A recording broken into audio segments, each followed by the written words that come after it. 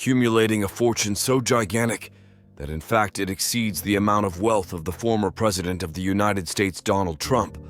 The man we will talk about in this extensive text moves in the shadows, and for as long as he can remember, he focused on accumulating dollars.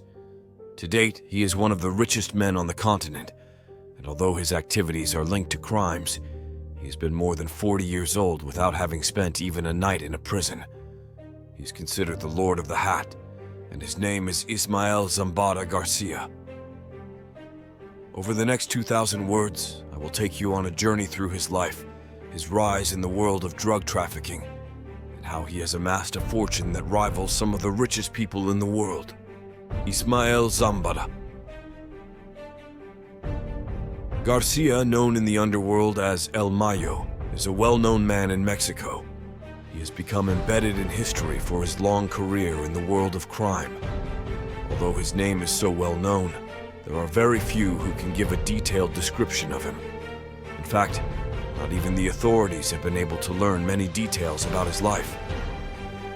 Although they have been looking for him for several decades, this man was born in a small town in Sinaloa called El Alamo. This is where he is seen as a benefactor. People generally protect him.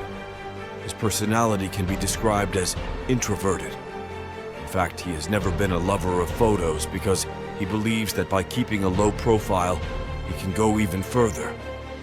Mayo has been in the middle of different confrontations between drug traffickers and cases where drug traffickers have gone against the government. In either of these two events, the man with the hat has always emerged unscathed. His ability to evade authorities and navigate conflicts is one of the reasons why he has managed to remain at the top of the world of drug trafficking for decades.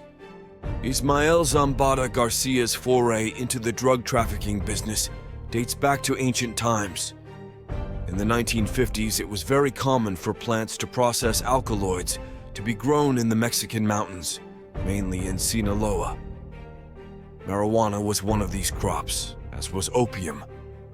At that time, this economy was taken advantage of by some gamanales who found an opportunity to profit, taking all this product to the north, specifically to the United States.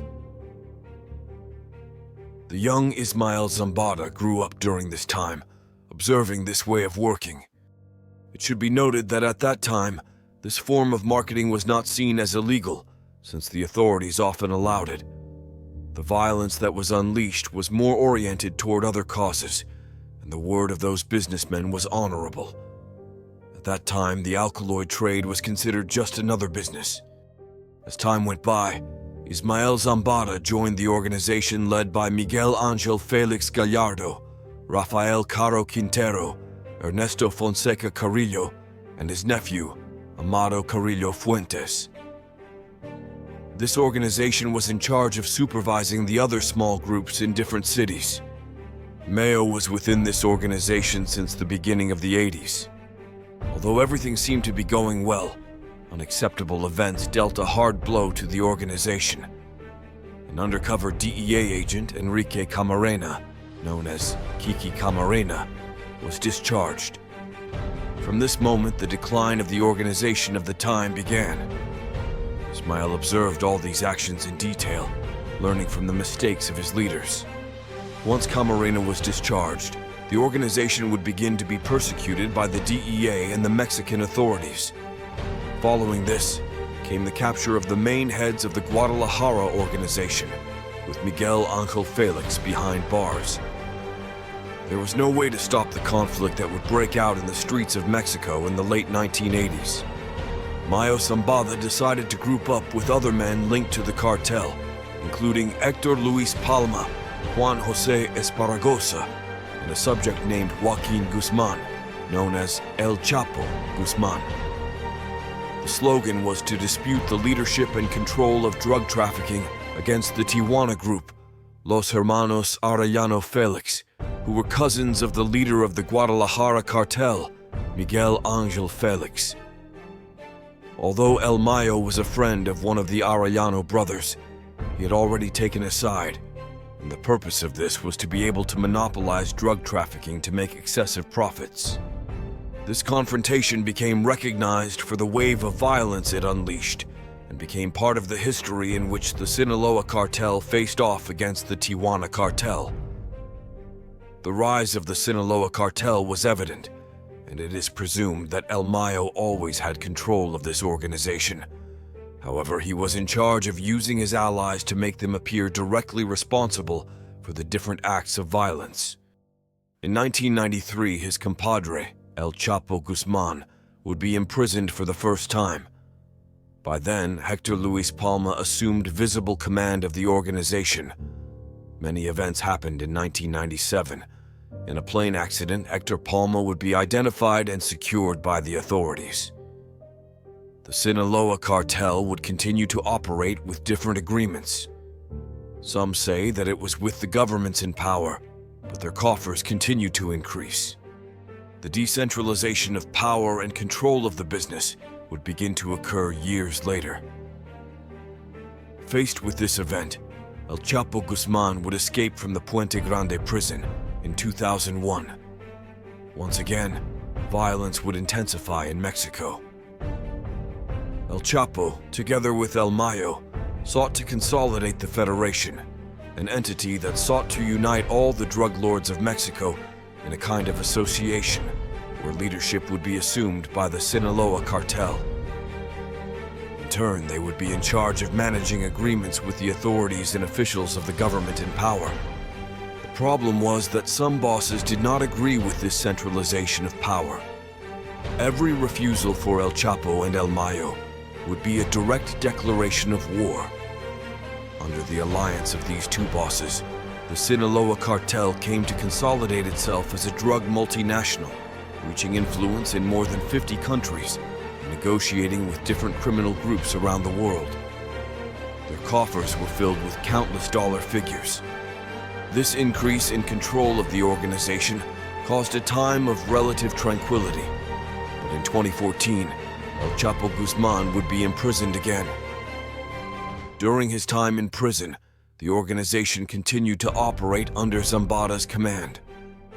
It is estimated that the income or profits obtained by El Mayo were unimaginable.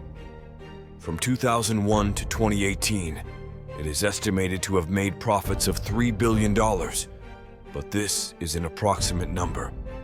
In reality, the amount of money accumulated by the boss is much greater. Donald Trump is said to be worth $2.5 billion. This means that Ismael Zambada could have accumulated 10 times more than Trump's fortune. In addition, it has sums of money invested in properties, farms, companies, schools, colleges, hotels, and funds in different banks around the world.